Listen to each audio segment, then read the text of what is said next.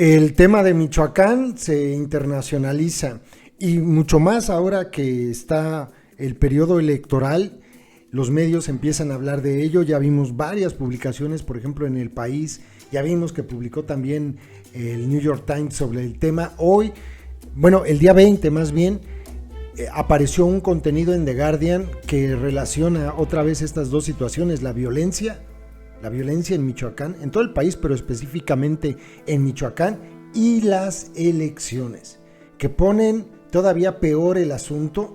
Hablan de una cantidad enorme de políticos que han sido asesinados desde septiembre que empezó el periodo electoral. Me parece que está muy interesante, por eso este medio ya no le gusta a López, porque retrata lo que ocurre en México en relación a temas que pues a él le afectan en su imagen política. Los enfrentamientos, bueno, de hecho, fíjense el título, me impresiona el título, ¿no? La violencia estalla cuando las pandillas mortales de México apuntan a cimentar el poder en las elecciones. Los enfrentamientos violentos entre grupos criminales mexicanos rivales, y ojo con esto, y sus presuntos aliados en las fuerzas de seguridad, se están intensificando antes de las elecciones de mitad de periodo en junio, provocando una serie de asesinatos políticos y el desplazamiento forzado de miles de personas. Las fuerzas de seguridad estatales y federales se han coludido activamente con las facciones beligerantes e incluso han luchado junto a ellas, según civiles locales, activistas de la sociedad civil y hombres armados en varias facciones. Pero además de participar en tiroteos campales, las facciones criminales también se enfrentan entre sí en el campo electoral.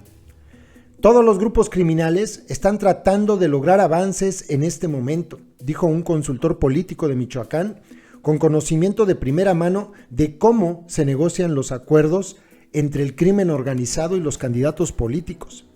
Con más de 21,000 puestos en el gobierno local, estatal y nacional para las elecciones, incluidas 15 gobernaciones estatales, las elecciones del 6 de junio son las más grandes en la historia de México, y los grupos criminales ven las elecciones como una oportunidad para promover sus intereses.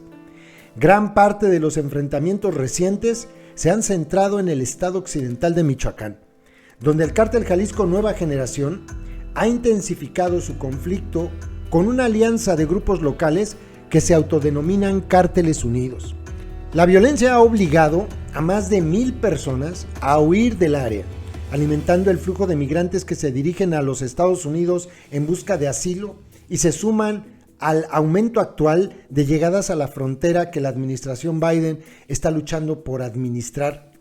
Según datos preliminares de la Oficina de Aduanas y Protección Fronteriza de Estados Unidos, los ciudadanos mexicanos representaron el 42% de todas las detenciones en la frontera sur de Estados Unidos en marzo, frente al 13% durante el pico de llegadas de mayo el año pasado. Se van porque quedan atrapados en el fuego cruzado, porque sus casas han sido destruidas y porque las principales vías de acceso a la zona han sido cortadas para detener el avance de los Jaliscos, dijo Gregorio López, un sacerdote católico que ha albergado refugios en la cercana ciudad de Apatzingán. Es el sacerdote del que subimos un contenido, ¿se acuerdan? Que estaba denunciando lo que estaba pasando en Aguililla. En medio del tumulto, dijo, los medios de subsistencia locales se han vuelto insostenibles. Los bienes básicos ya no llegan. No hay más alimentos frescos y todo se ha vuelto muy caro. La gasolina ahora cuesta 3 veces más que antes.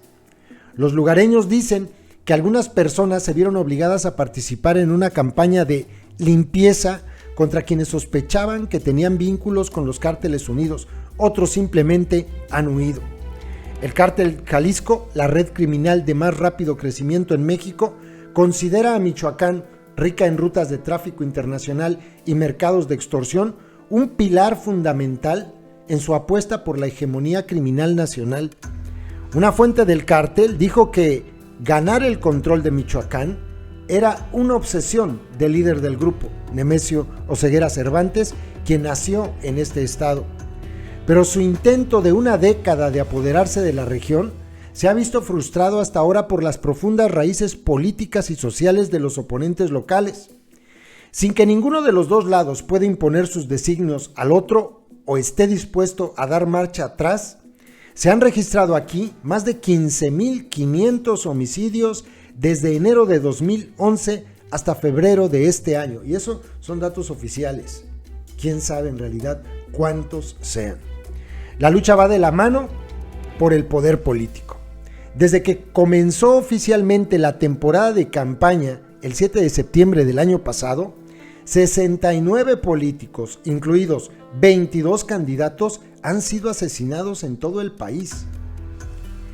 Un mayor control territorial permite a los grupos criminales mover bloques de votos, dándoles una ventaja para negociar acuerdos con los funcionarios actuales y los futuros. Si hay una regla que todos ya conocen, es que solo pueden crecer quienes tienen la protección del Estado, dijo el consultor político. Esto se puede lograr mediante el financiamiento ilícito de campañas, que luego pueden brindar beneficios como poder acceder a las finanzas estatales e influir en las acciones de las instituciones de seguridad del Estado. Un teniente de alto rango de una facción local que actualmente no está alineada en el conflicto dijo que los intentos de su grupo de enfrentarse a los cárteles unidos han fracasado debido a las poderosas conexiones políticas del grupo. Dijo, tienen al gobierno estatal de su lado y cuando intentamos atacar envían helicópteros y lanzan operaciones. Esperaba que su propio grupo pudiera equilibrar las cosas canalizando votos desde su área de control hacia un candidato de alto nivel. Dijo, la idea es que el próximo gobierno nos permita hacer nuestro trabajo, que habrá una alineación con las fuerzas federales y estatales. ¿Escucharon bien? ¿Escucharon esto? Son narcoelecciones. Vamos a tratar de hacer llegar a nuestro candidato para que después nos permita hacer nuestro trabajo. Y esto que dice este delincuente, pues lo piensan también los otros. Es así. Gran parte de los recientes enfrentamientos se han desatado alrededor del estratégico municipio rural de Aguililla, no lejos de la frontera con Jalisco, el estado de origen del cártel Jalisco. La violencia ha producido una crisis humanitaria. En los últimos días, más de un centenar de familias han huido de Aguililla. Se desconoce el número total de personas desplazadas por los enfrentamientos. No existe un registro oficial y las personas que han sido desplazadas recientemente no se reflejan en el recuento nacional de la Comisión Mexicana para la Defensa y Promoción de los Derechos Humanos de al menos 346.945 personas desplazadas. Una cifra que la ONG aún debe actualizar para 2020 y 2021. ¿Escucharon también bien? 350,000 personas desplazadas. Mientras tanto, las autoridades estatales y federales han hecho poco para proteger a la población civil. Salvador Maldonado, antropólogo especializado en la situación de seguridad de Michoacán, dijo que esto refleja un cálculo político de la actual administración de López Obrador, quien llegó al poder en 2018 ofreciendo abrazos y no balazos. Quiere evitar los altos costos políticos que han sufrido los gobiernos pasados luego de declarar la guerra al crimen organizado, para poder lograr otras prioridades como reformas estructurales, como en el sector energético, dice Maldonado. La visión del presidente sobre el crimen organizado se centra en ayudar a los jóvenes sin trabajo, pero ignora por completo la enorme corrupción institucional y la captura estatal a nivel local. Los operativos criminales de varias facciones rivales, civiles, locales y activistas coinciden en que el problema de la complicidad estatal va más allá de la simple inercia. Los soldados y la policía, dicen, han establecido alianzas con aquellos a quienes se supone que deben combatir. La verdad, dijo un local, que el Ejército y la Guardia Nacional están aliados con los cárteles unidos. están trabajando juntos, están haciendo operaciones juntos. Algunos líderes criminales incluso están integrados con el ejército, montando en sus helicópteros y vistiendo sus uniformes. Los grupos criminales opuestos colaboran con diferentes facciones del Estado en diferentes áreas geográficas, nivelando ventajas y perpetuando una violencia mortal. Hay muchos pactos entre el Estado y el crimen, dijo un corredor de cuello blanco que brinda servicios al Cártel Jalisco. Y aclaró, pero solo a nivel local y regional. Es decir, no hay un gran pacto. Esto, agregó, también ayudó a explicar los frecuentes ataques a las fuerzas de seguridad por parte de grupos armados que buscan interrumpir los arreglos de otras facciones. Los comandantes de las Fuerzas Armadas de México han negado repetidamente todas las acusaciones de corrupción, diciendo que no se tolerarán desviaciones de ningún tipo. López Obrador ha calificado a las fuerzas de seguridad de incorruptibles. El Cártel Jalisco tiene un largo historial de ataques a las fuerzas estatales. Una emboscada en octubre de 2019 en El Aguaje, otro pueblo de Aguililla, dejó 13 policías estatales muertos. Este mes de abril movilizó a civiles para enfrentar a los soldados en Aguililla, lo que provocó la retirada temporal de las fuerzas federales de la zona, dijeron las fuentes. Posteriormente, López Obrador dijo a los reporteros que el ejército había actuado muy bien en Aguililla, porque no se prestaba a un enfrentamiento, reiterando su postura de que el fuego no se apaga con fuego. Los lugareños dicen que las fuerzas del Cártel Jalisco llegaron a la capital municipal, también llamada Aguililla, el 31 de marzo. Desde entonces, sus hombres han estado yendo de puerta en puerta. Están haciendo que la gente elija bando, para que la gente los proteja. Les diga, cuando agentes enemigos entren al área, les ofrecen pequeños beneficios materiales como paquetes de comida a cambio. Aquellos que no cumplen son expulsados de la ciudad o son asesinados. No queremos apoyar a ninguno de esos grupos, dijo una mujer de la localidad. Pero es posible que no tengamos otra opción.